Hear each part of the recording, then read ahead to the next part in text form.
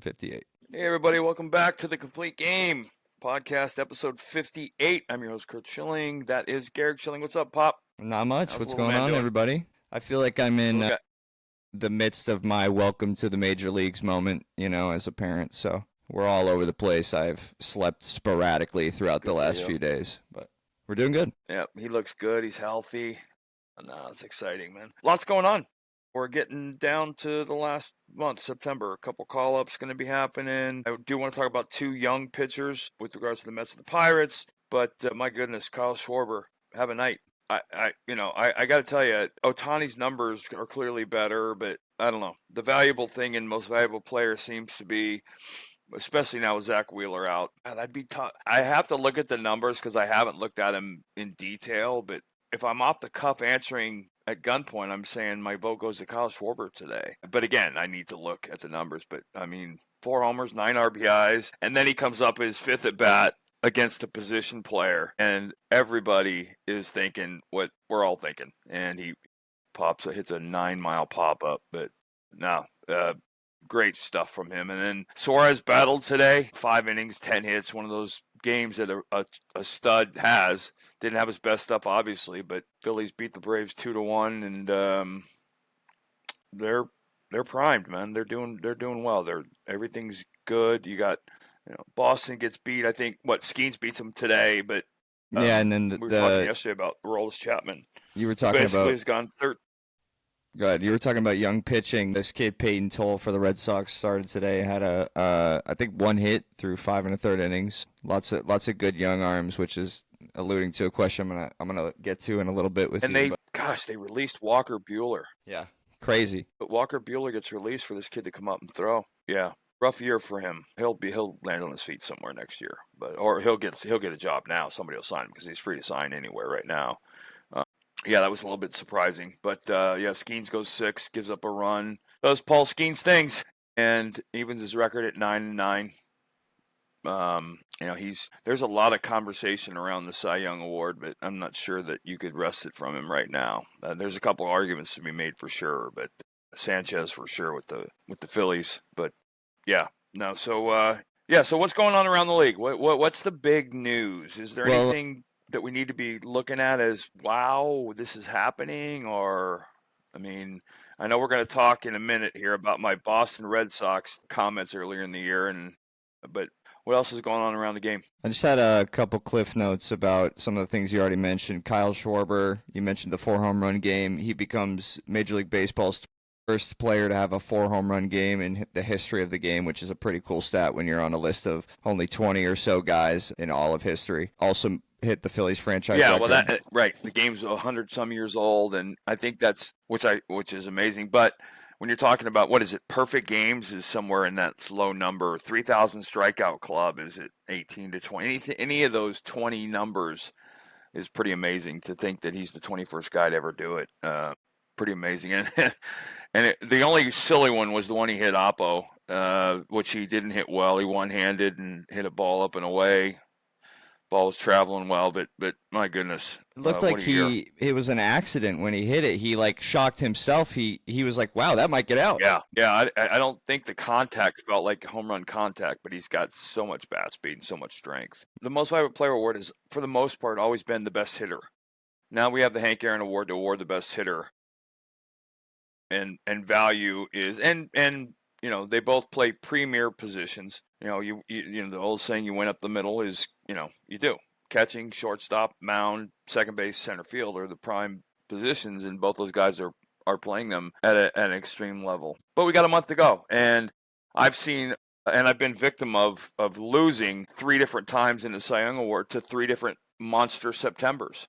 I won the Players' Choice Award twice, which is voted on September 1st, and I lost the Cy Young unanimously twice after RJ had and he deserved it, and Johan probably deserved it. So you can, it's certainly it isn't how you start, it's how you finish when it comes to stuff like that. And sabermetrics and advanced statistics have allowed writers to kind of dig under, but the problem is that not every writer takes it as seriously as a Jason Stark or Tim Kirkchin, where they sit down and they look through the numbers, they pore over the numbers, and you've got guys in the New York who said they didn't vote for Pedro the year that he had one of the greatest seasons ever for a pitcher, because they didn't vote for a pitcher for the MVP, and those same people voted for Mariano Rivera a couple years later. So, that's the, I think that I don't think that they're the right people to be doing any of that voting in any aspect or respect. So, but yeah, I mean, it's those are the four names, and somebody could have an unheard of September and jump into it,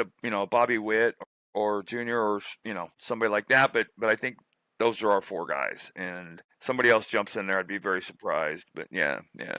So Somebody of that ilk. Yeah. Schwarber, by the way, that's 49, so about to eclipse 50. And just the other guy, young pitching, we've been talking about. Pitching's always a theme on this podcast. And he's got the same name as my son. So Nolan McLean dazzled over innings, gave up 4 hits and 6 strikeouts and fielded the last play of the game. Just talk about a little bit, because you've been the young. Yeah, I mean, I was an integral part in 01 and 04. And I felt like I was kind of along for the ride in 07, because Lester and Josh Beckett was the guy in 07. I mean, he was Josh Beckett. The thing about being along for the ride as a young guy is you don't know what you don't know. And in a way, that's good, because there's a lot of things as you get older and you assume more responsibility in a rotation on a team, your day becomes different. And when you're a young player, you don't know enough to know that. And so it doesn't bother you. It doesn't weigh on you. You're devastated by losing, but you're getting ready for the game 5 days from now. And when you're an older player, you understand your day is monstrously important, and all the things that go with that. So there is a different mentality, and I think for McLean, it's a good one. He's got a team. They're battling for a playoff spot, and they're for all intents and purposes, they're going to be one of the wild cards if they don't take the Phillies. I don't think they will. Although, right. Well, and in your mind, yeah, you have that. You have confidence till you have that first bad outing, and then that's where I want to see how you bounce back from that. But you remember all that negative karma around the Mets. But all that negative karma around the Mets goes away with one start, because this kid comes up, and then again they had a kid tonight, Jonah Tong, who I watched video, and But for all the lamenting I've been doing about broken pitching, it was so nice to see this kid who has a tremendous delivery. He's sitting 95 to 98 miles an hour with a good changeup, but he's got a tremendous mechanics, great finish, long extension, gets good backspin on the ball, and locates. I would have. I don't have one. Guys are talking about Tim Lincecum, but I didn't see that really. But more importantly to me was I'm watching the catcher, and multiple times in the inning he set up in the middle plate for a fastball, and I'm like, you don't ever set up in the middle plate for a fastball. He's a four-seam guy, but he was moving the ball around as a command guy, like he was moving it to the corners. And he goes out and has his first inning. He has a 6-pitch first inning, so he didn't even get a chance to be nervous before his first inning was over. But those are the kind of things that can kind of energize a team and pick them up when they're in the middle of a rough spot. And he's a big prospect, a good prospect. And from everything I saw tonight, love the mechanics, love all of it. And that doesn't mean he's not going to get hurt, but I think that mechanically I would feel very good about this kid and where he's going to go. And he's the kind of guy you can turn into, a 20-game winner, 300 strikeout guy if you teach him how to move the fastball to both sides of the plate and all the things that go with that. There's, things he's going to learn. And across the way, I wanted to talk about another kid, Bubba Chandler with the Pirates. Came up, went 4 innings his first start, got a save. Went 4 innings the other night, or tonight, or last night, and got the win. And I'm watching him, and the first thing I hear out of the Pirates organization is kind of, I don't want to say bending the knee to it, but everybody's talking, oh my God, now let's start him. And it's like, no, this is how it used to be. This is what you used to do. You used to come up in the to the big leagues, and as a starter in the minor leagues, you'd start in the bullpen, you get a couple innings, and you change the leverage, get into a high leverage situation, continue to gain confidence, and maybe get a start or two at the end of the year. And in my opinion, right. And this is exactly what they need to do with him. Keep him in the bullpen. And again, he's still a thrower. He needs to learn how to pitch. A lot of schemes like delivery that needs to be fixed and polished and all things to go with that. But let him, they're in last place. There's no rush to get this kid starts. Let him finish. My idea around him would be keep giving him some bullpen innings. If you want to stretch him out like they're doing, that's fine. And then take the reins off for like the last 2 games of the season. Let him start. Hey, you got 100 and, of course, I'm always against telling a pitcher how many pitches he has. But, hey, it's your game tonight. Go get him. And let him start that way after he's built up all this confidence as a reliever, because it's a very different mentality. And one of the things I think you do with a young pitcher out of the bullpen is he comes to the ballpark every day fresh mentally about the pitch.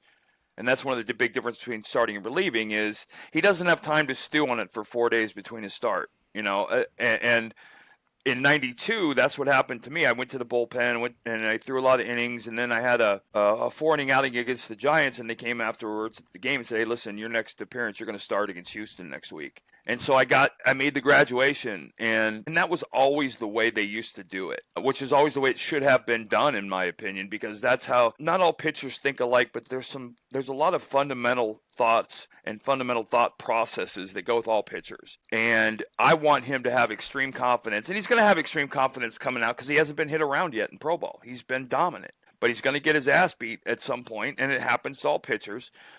But I want him to be prepared when that happens to be like, okay, here's what I need to do and here's what I need to fix. And when I look at Bubba Chandler, he's going to dominate. He's going to be very much like Abel was for the Phillies. On Monday, the guy's going to be able to go out and dial it up and go 7 with 1 hit and 11 Ks. And with the same stuff on Friday, he could go 3 and walk 5 because he's a thrower. And, I want hands on that guy in the bullpen to say, hey, listen, you can still do what you're doing at 95 to 100.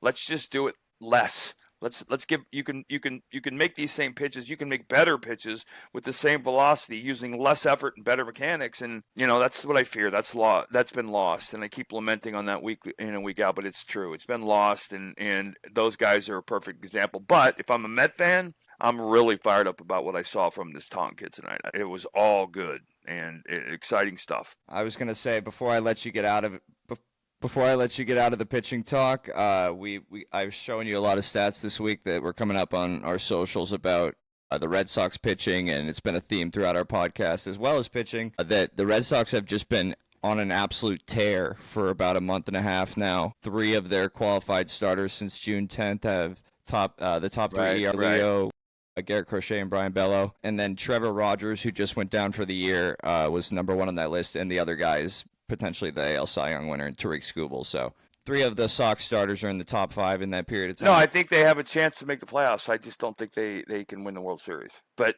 when you get to the playoffs, anything can happen. I'm not seeing it. Yeah, I'm not seeing it. I don't think they can. I don't think they're built well. I told you the other day, my biggest concern is I've seen.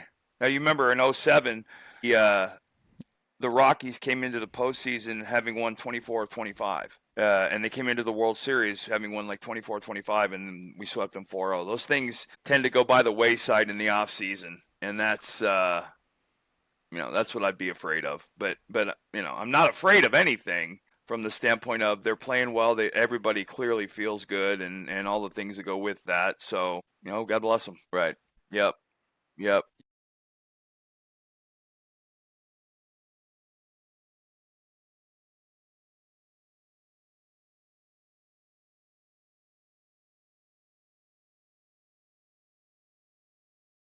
Yeah. You know what? Those things I never, because I understood when the calendar turns right. But I also realized when the calendar turns October 1st, it's a new season. Everything changes and everybody changes.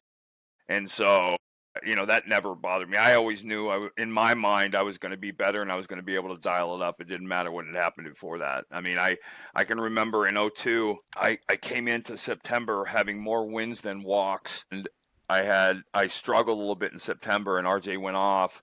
My last start of the season, I came in relief against Colorado to get a couple innings, and I threw poorly, and they ended up giving RJ the ball for game 1 of the playoffs. And I was thinking to myself, the playoffs are a different season, and I'm the game 1 guy, and then we lose game 1, and I go out and throw 7 innings and give up one run in game 2. We lose late or whatever, and it's just a different year. I don't care what you've done during the season. October changes everything for everybody. Yeah, no, I'm good. I'm ready. Yep. I think that's probably a good segue to address some questions we got from a couple episodes ago. Unless you got anything else you want to talk about current MLB? All right. So this one comes from Midcape 5.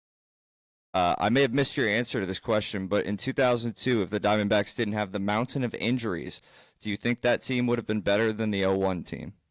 I don't know. I think we would have gone a whole lot farther because we got beat in the first round by the Cardinals. I think we would have went a whole lot farther. I don't know how much, but I think we would have went a whole lot farther. We were devastated by injuries. We got beat by the Cardinals in the first round. It was a rematch of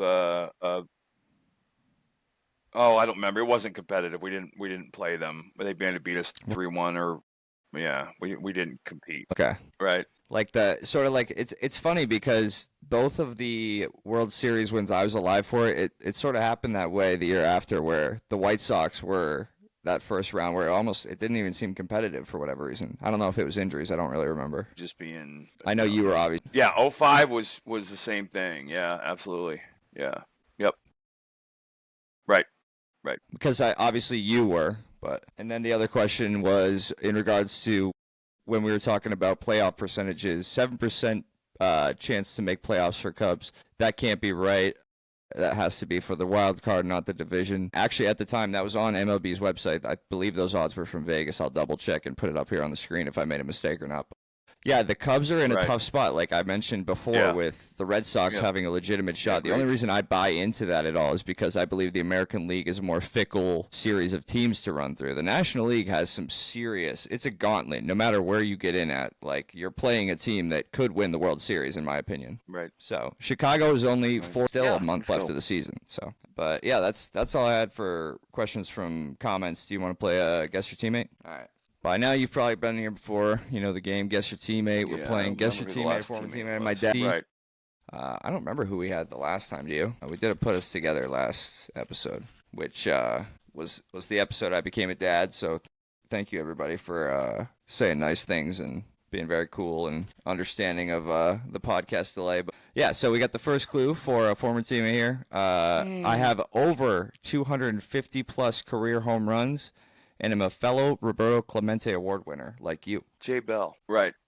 I will say, I think I've gotten pretty good at discerning the difficulty level of these Guess Your Teammate clues now. We'll see. A career 281 average, playing my entire career with the same team. I played for 20 seasons. Wow, I should get this right away. Cal Ripken? I was very excited about this one. Nope. I was a 7-time All-Star and a 4-time Gold Glove winner over my career in the infield. Yeah, no, I don't. Just so you know, I can kind of see what you're doing in your screen and your glasses right there, so you better not be Googling. The same team. Keep one hand above the keyboard. Craig Biggio. Do you want to hear any of the other clues again? Or okay. I never won the World Series. The 20 years was with a the part same of the team was 2005 killing me. Astros team that lost to the White Sox. Craig Biggio. That one's a little cheeky, but also it's Craig Biggio. The guy's a legend. So, and when I was writing it, I was like, yeah, absolutely. My problem was there's no way unless I say National League or say Astros, he's gonna say anyone but Cal Ripken when he thinks of one team with one guy. Right. So that's what I meant by I think I've got you figured out in terms of the difficulty. Huh. All right. Interesting. The Roberto Clemente Award. What is it, Friday? We'll I didn't know Craig did, to be back on Monday, guys. Back on Sunday, but Sunday night, Monday. You get some rest this weekend, champ. Hit like, subscribe, guys. Continuing to grow. Thank you guys for all your support, and we'll keep it going. I'll talk to you a couple days, buddy. Yep. Episode 58, I'll be burning the midnight oil. Yep.